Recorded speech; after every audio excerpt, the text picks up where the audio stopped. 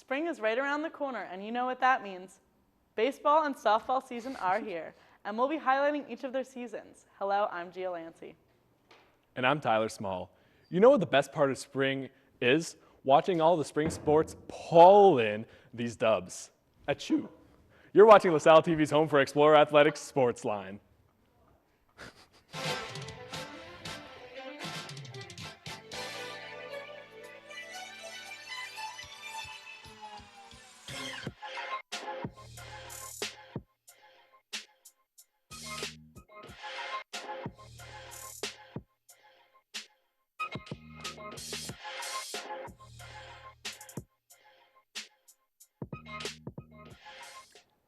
Welcome to SportsLine. Our Jamie Smith and Miles Williams went to the doubleheader for the breast cancer game. And later, after not getting an interview this week, producer Isaiah Clark joins the desk to look ahead to the softball season. But first, let's take a look at our SportsLine top 3. Number 1, freshman Claire Jacobs has claimed her second Atlantic 10 Rookie of the Week award after her performances against George Washington and St. Joseph's. The league announced Monday that she is the first to win multiple rookie awards from the league since Shakira Edwards during the 2017-2018 season, and is just the sixth to do so in the program's history. In the 2-0 week, Jacobs averaged 17 points per game on 52.4% shooting from the floor and 78.6% shooting from the stripe. The Perth, Australia native averaged 5 rebounds per game, 2 steals per game, 1 assist per game, and 1 block per game to her line. Against George Washington, Jacobs scored a game-high 16 points and corralled a team-high 5 rebounds. The following game, she scored a game-high 18 points, and 5 boards, 3 steals, 2 blocks, and an assist to add to her totals. Whew. Number 2, 2 freshmen on the baseball team picked up honors this week as the Explorers opened up their season. First pitcher Gabe Rappa earned A10 Rookie of the Week after his stellar debut in the LaSalle's win against Furman. He gave up only 1 earned run and scattered 5 hits over 6 innings while striking out 5 batters. Next up, David Smith received Player of the Week from Philadelphia Baseball Review. To open his collegiate career, he hit .555 with 4 RBIs, 4 runs, and 2 stolen bases. And our number 3 comes from the pool, as women's water polo's Carly Linden earned Defensive Player of the Week by the Metro Atlantic Athletic Conference. Linden anchored the defensive third on the field and in the Laker Invite. The juniors' 9 steals and 4 blocks across the 4 games, including 7 steals and 2 blocks in the Explorers' 2 victories against McKendree and Gannon. We will have more on the women's water polo teams later in recaps. So yeah, women's water polo, I mean, they're really showing their own this year. This is the first time ever that they've had some things. And I mean, this is the first season that they've even have a win. Yeah, I mean, unofficially, we looked back to see if they've had a Player of the Week caliber player, and Carly, from what we've learned, is the only one to do it so far in their young program history. But, I mean, you look at, for example, volleyball, which a couple of years back we were kind of in the same boat, and now look at where they've come. I mean, they've had a legitimate A10 run this season. That's a good comparison. I mean, it's a lot of fun to see just our Explorers programs. Some of them have such a rich history. Like we talk about basketball all the time, having such a rich history. It's great to start building that young history with some very great athletes. Yeah, absolutely. And we'll definitely talk a lot about baseball, but I mean, Claire Jacobs, again, in the headlines. What do you think? I mean, the 6th ever in program history. We're talking about basketball's rich history. The 6th ever in program history as a freshman. Yeah. She's been unbelievable. We're also going to talk about basketball in a little bit, but Claire has just been so fun to watch this season. I mean, she does it in such a different way.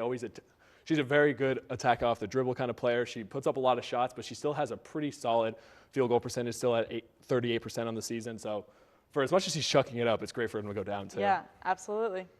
All right, well, that's it for top 3. Now let's see how our team did in this week's recaps. Men's basketball split their games this week. First, they took on St. Louis away, where they took an early lead with senior Saul Fury sinking back-to-back threes, which kept the Explorers rolling. Junior David Beatty added to the threes to give LaSalle a 3-point advantage over the Billikens. There was a turn of events when St. Louis's Jordan Goodwin started a 26-3 run to put them on top. LaSalle could not fight back going into the second half, and they could not come within single digits, which resulted in a loss for the Explorers with a score of 84-69. Fordham then came to town to take on the Explorers. Jamie Smith has the scoop. On February 19th, the men's basketball team went up against Fordham at Tom Gola Arena. The Explorers put together one of their best defensive performances against a conference rival in years.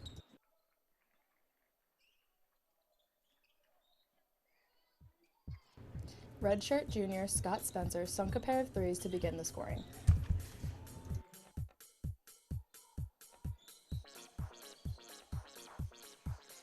Though the Rams tried to close the gap, LaSalle rattled off 5 straight points. Fordham took a small lead, but it was short-lived. A pair of free throws from sophomore Jared Kimbrough tied the game, followed by junior David Beatty shooting a 3. The blue and gold eventually built up an 8-point advantage after Ayinde Hakeem buried a shot from deep.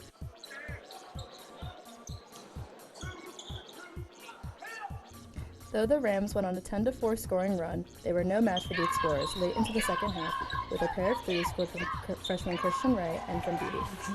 The blue and gold scored 16 of the final 34 points to win by 9 in a final score of 58-49. For SportsLine, I'm Jamie Smith. So, was it a big win for them, or do you think it was just something that was a long time coming? Not a long time, but you know. It feels like a long time right? throughout the season. But I really think that, I'm going to give you the stereotypical answer at first. Every A-10 win is a good win. It's an important win. But at the same time. Especially this season. Well, and the record doesn't, obviously for both men's and women's, it doesn't 100% encapsulate what this season has been. Reflect it, yeah. 5 games this season, the Explorers have lost within 2 possession games. That's true. And they've just been a lot of heartbreakers, but this game, it was about, I think, a 5-point game late in the stretch, about 5 minutes remaining. And the Explorers were able to close it out. And better yet, it came from different players besides just Isaiah Dees, who's really been on a cold streak lately, and Ed Croswell. Ayinde Hakeem is really coming into fruition. He's still only averaging 6.5 points per game, but the stat line does not show how much of a factor he's been. He's only started 6 games this season, and he's been putting up about 29 minutes per game. So he's been huge for the Explorers. Yeah, and I think a big factor to mention is the second half of the season, who came out from that. You know what I mean? I think Hakeem is definitely one of those players. Hakeem's definitely one of those players who's awesome to see. Scott Spencer, I've really always credited him as being a little unsung hero because he puts in a lot of the gritty, and he doesn't have a lot of the stats to back it up, but recently he's really been putting up stats. He's been shooting a great clip from the outside. In the last 10 games, he's shooting over 40% from outside the perimeter. And so he's definitely been one. Croswell has still been a huge factor. Absolutely. He's up there with some of the top leaders in double digits, in the nation for rebounds per game. So I think that Croswell's been huge for the second half, but we'll have to see when the A-10s come around soon. Yep, just like we say every week. Do you remember where you were in 1998? That was the last time LaSalle women's basketball team beat St. Joe's on the road. And this past weekend, the Explorers did just that. In the Big Five rivalry, rookie Claire Jacobs led the team with 18 points and shot 7 of 10 from the floor and 4 of 5 from the stripe, scoring 14 points in the first half. She also added 5 rebounds, 3 steals, 2 blocks, and an assist to the stat sheet. Her twin, Amy Jacobs, finished with 11 points as she went 4 for 7 from the floor, which included 3 for 5 from three-point range. Sophomore Kayla Sproul scored 10 points along with 5 rebounds, 5 assists, and 3 blocks. The LaSalle women's basketball team has something to be proud of, as they also competed in this season's sweep against St. Joe's for the first time ever. Then, later in the week, they took on VCU, where producer Miles Williams has the coverage. On Wednesday, February 19th, LaSalle competed against VCU. Guard Kayla Sproul got off to a quick start for LaSalle, giving them 5 quick points, along with Kate Hill, who hit a transition jump shot and added a few assists before VCU answered with a few buckets.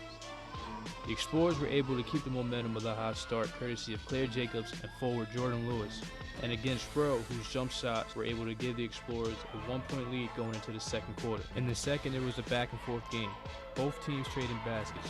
Jacobs and Hill had the hot hand for LaSalle, giving them the lead before VCU answered and took the lead back. The Explorers were able to fight back, tying it on a late layup in the half. It took about 2 minutes for any action to happen at the start of the second half until VCU hit a basket that was quickly answered by Kay Hill. The Explorers got busy from the free throw line thanks to Selena Miller, who converted a 3-point play from Claire Jacobs. Sproul was active as well, converting a 3-point play herself. LaSalle found themselves down by 3 going into the fourth quarter, but in the fourth, VCU started executing better and found themselves up by 9 at one point. LaSalle rallied back to tie the game, but it was too late because a late basket by VCU and a few more free throws was enough to end the game, giving LaSalle a 67-61 defeat. For SportsLine, I'm Miles Williams. So do you have any standout players from the second half of the season for women's basketball? Women's basketball doesn't have as much versatility as it does on the men's side. I mean, agree. every week we talk about them because they're such a special story, but it's also because they're just the top leading scorers. I mean, Claire and Amy Jacobs has been huge, but the one second half story that I've seen, and I don't know if I agree with it or not, but Coach McGillivray has had Claire Jacobs coming off the bench the last 3 home games, which I think is a little off, but at the same time, I mean, she's leading the team in scoring. She has 14 points per game right now, Right. but coming off the bench, now her points per game has increased.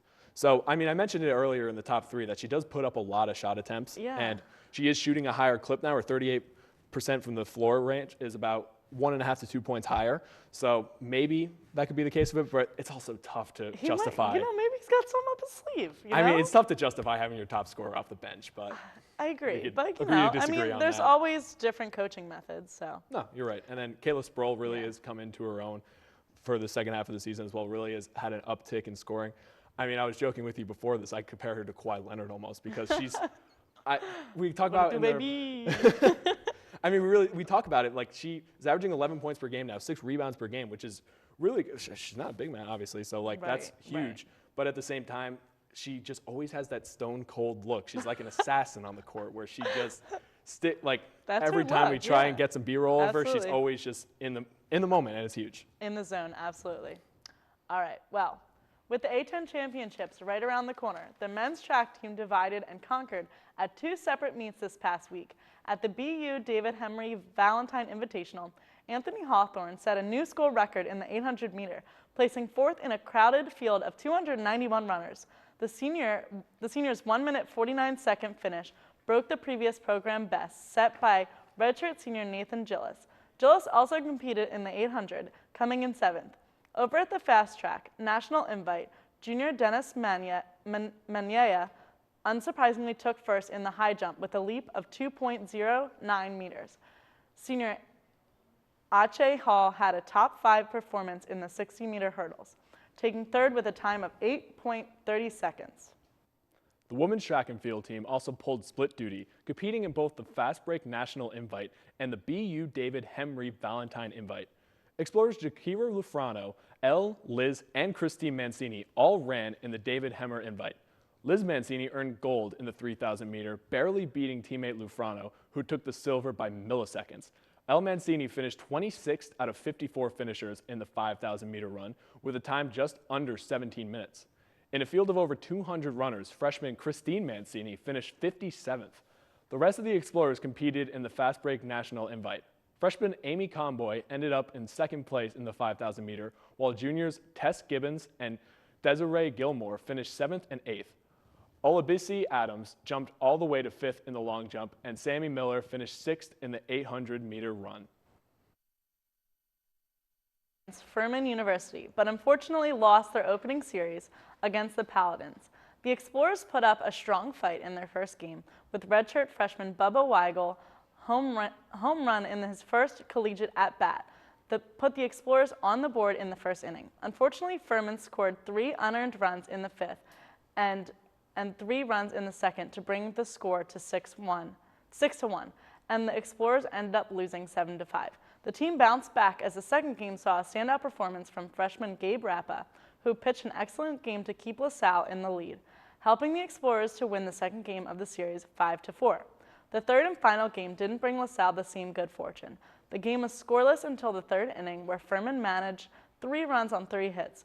The Explorers rallied in the 5th inning with efforts from Ross Mulhall, Tatum Levins, and freshman David Smith to cut Furman's lead down to just 1 run. The Explorers stayed hot on the Paladins' lead, but weren't able to pull in front, leaving the game to end 6-5 in Furman's favor. The lacrosse team went up against Yale University last weekend for the first time ever. In an early uphill battle for the Explorers, the women's found themselves being outscored 5-0. Goals from senior Gabby Burton and Emily Johnson attempted to close the deficit for the blue and gold, but the Bulldogs ultimately came back and scored 3 straight. Despite many efforts to make a comeback, the Explorers fell just a little short and lost to Yale 12-16. Johnson led the team in draw controls with 6 and also in the ground balls with 3, while Maddie McKee earned her first career hat trick. This past weekend, LaSalle competed in the Laker Invite, once again picking up 2 victories and dropping 2 games on Saturday. The Explorers squared off against Salem and McKendree. Junior Sarah DeFusco proved to be the focal point of LaSalle's offense, tallying 7 goals and 7 assists during the 2 games Saturday. Junior Madison Martinez was able to add 6 goals during the 2 games, and senior Caitlin Kubo also contributed 5 goals during the Invitational. The Explorers took the L against Salem, but bounced back and defeated McKendree 15-11. Sunday looked the same for LaSalle. Mercyhurst gained a victory over the Explorers, but LaSalle defeated Gannon University 11-10. And it was another impressive outing for Sarah DeFusco and Madison Martinez. Sarah scored 8 goals on the day, while Madison netted 4 goals, which included a game winner against Cannon. Men's tennis split its weekend matchup as it took on Siena and Holy Cross. First up, they dropped their match against Siena 5-2 in a match closer than the score will tell. The Saints benefited from 3 out of 4 tiebreak wins in the singles competition. The Explorers could only take 1 match in doubles, giving us the 5-2 final score. Luckily, the team would bounce back to take their match against Holy Cross 6-1.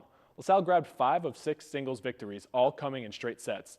They also scored 2 doubles with the first and third doubles, and the women's tennis team also dropped 2 games this weekend against Providence and Siena.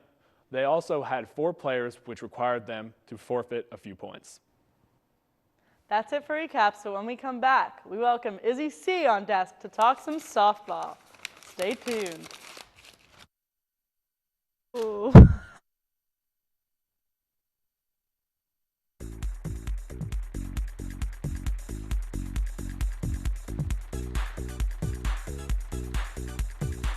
The sun of fire and beauty, destruction and life. Something so magnificent you can't even look at it. My son of fire and passion, life until death. Something so magnificent you can't look away. Maybe because we don't look at the sun, we are afraid that we might not be able to let go of the beauty that just might end up destroying us. You know you watch. You shouldn't be watching this. You should be watching Salle TV. Hey, watch Salle TV. You know you watch.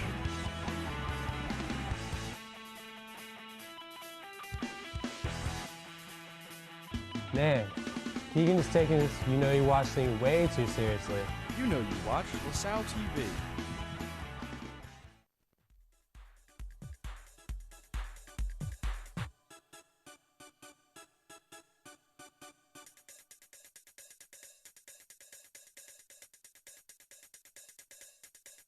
Welcome back. We are joined by Isaiah Clark to preview this upcoming softball season. Hi, Isaiah. Hello. Tell us about softball. All right, what do you want to know about softball? We The good? difference between last season and this season's All right. roster. So the roster is pretty similar from last year. We only lost about 3 significant players. Emma Pretty Schweigert, significant. pretty significant. Emma Yeah. Schweigert, who was, Emphasis on the significant. she was pretty much our whole offense. Marla Roadcap, who she was a little injured her senior year, but junior year she was pretty solid. And then Deanna Pinero, she transferred out. So those are our big 3 losses. But so far, other than that, we have pretty much the same roster. We returned all of our starters except Emma Schweigert and Deanna Pinero. Yeah, I mean, Pinheiro kind of caught them off guard because she was a really good utility piece to kind of bounce around the infield a lot. She didn't have as great of a bat as we see when we're going to get throughout it, of course. But at the same time, she's obviously, it's always tough to lose a utility like that. And then Emma Schweigert, she was a steady center fielder. That's going to be quite a hole because not only was she one of the best bats on the team, but also she had a cannon in the outfield. So she was able to really hold the runners in check. So that's going to be a huge loss. But let's talk about who is here. Right, yeah. I mean, so we got Natalie, I think it's Rios. Might have butchered that. Yes, I apologize. Rios. So she's pretty good. Yeah, she was pretty solid for a freshman. Yeah. She came in and did her job. So hoping for her to be. And she's like pretty Improved, consistent. I mean, she had like a few multi-hit games. Yeah. Yeah. So she's huge. I can't believe you didn't start with this. Kaylee Joyce, who I call basically the Shohei Ohtani of this team, because she's such an electric two-way player. She had the best batting average on the team. She batted .301 with a .540 slugging and .903 OPS. Led the team in home runs, and then also on the mound, she pitched a lot of innings, 168 and 2/3. She had a 1.64 WHIP, 4.5 ERA, so that was a little bit up there. But I mean, she basically pitched until her arm fell off. I remember one game specifically that I was there. She basically just had to pitch the entire game because they were without their second pitcher, Orlowski. So she's huge. Yeah, and talking about pitchers, they do have help this year. Morgan Orlowski and Kaylee Joyce were basically the two pitchers we had. You can argue, you could probably argue which one was better. I think Morgan had better stats, but she didn't pitch as much as Joyce. So you can argue that. But this year we do have, instead of just two, we have 6 with 2 utility players coming in from the field as well. That's huge. So that's definitely a big help. Yeah. Hopefully they'll keep the ERA down, keep them fresh during games. Yeah, I mean, it's just so much easier to pitch with a clear mind knowing you don't have to finish the game if you're getting shelled. But the other one I'm going to highlight, Emily Conaway, of course, the shortstop leadoff for them. Absolutely. 275, 500, 856 OPS. So that's really big. She, as a leadoff, you don't ever see this. She had the second most home runs, which is sometimes expected. She had 6, but 28 RBIs, 9 more than the second closest to her. So that's just huge to see because obviously in a leadoff, 1 of your 3 at-bats is guaranteed to have nobody on. Right. So really impressive that she was able to pull that out, and she's a pretty solid glove. And we're going to hope that she can fill in Emma Swiger's offensive role because Emma Swiger was the leader, but she was pretty close. And it'll also look for people like Courtney Shupp and then Ashley Mendenhall, both batting around a 250 clip. So we'll have to see. I'm excited. Yeah. All right. Well, thanks, Isaiah. We have one last break, but when we return, SportsLine correspondent Joshy Abrams joins us for this week's Joshy. See you then. I was trying to make it sound like his.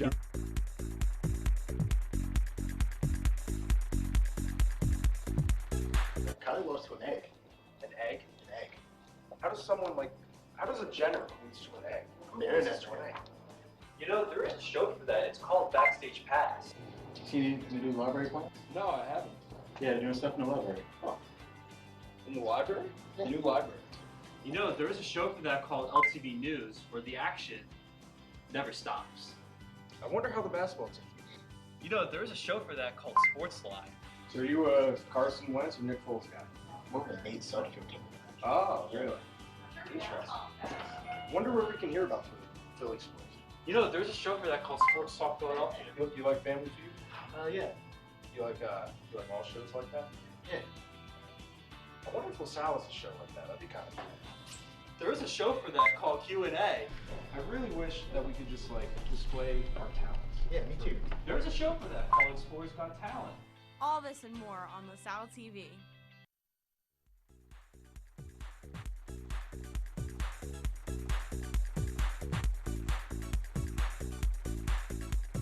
Welcome back. Before we get to this week's Explore Report, here are some upcoming sporting events. The swimming and diving team have already started their A10 championship, and they continue until Saturday, February 22nd. The women's water polo team travels to the Red Fox Invite, where they will have 4 games over the weekend. Women's basketball travels up to Rhode Island to face the Rams on Saturday, February 22nd at 1, before going down to North Carolina to face Davidson on Wednesday. And finally, men's basketball competes in the national capital to play to George Washington on Saturday, and then when they return to Tom Gola Arena next Tuesday for a matchup against Davidson. Now let us welcome Josh Abrams for this week's Explore Report. Welcome, Joshy. Thanks, guys. For this week's Explore Report, our LaSalle baseball team plays host to the Hofstra Pride in a 3-game series this upcoming weekend. The teams will square off in a doubleheader on Saturday at 10:30 a.m. and 2 p.m., followed by a 12 p.m. game on Sunday. Hofstra opened up their season with a 4-game series against Purdue, dropping 3 out of the 4 matchups.